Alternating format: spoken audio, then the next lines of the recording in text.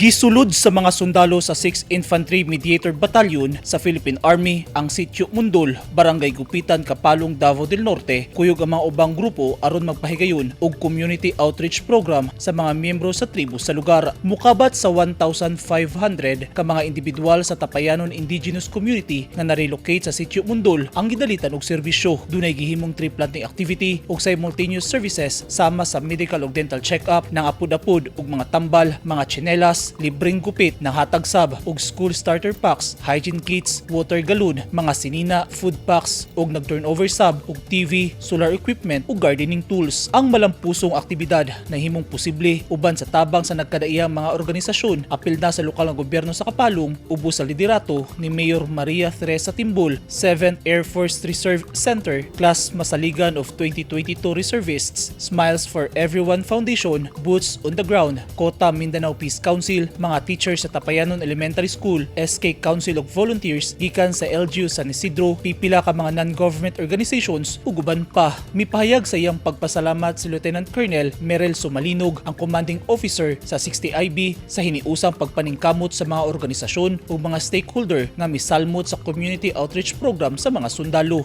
nga dako kayog epekto sa kinabuhi sa katawan sa komunidad. Gipasabot sab ni Lieutenant Colonel Sumalinog ang kaminungdanon sa panagiusang pagpaningkamot sa paghupay sa kawadon sa katawan sa komunidad, hilabi na sa mga hilit ug lagyong dapit nga nanginahanglan og mga serbisyo sa gobyerno. Eugene Hinutan, Newsline Philippines, Davao Region. Stay safe.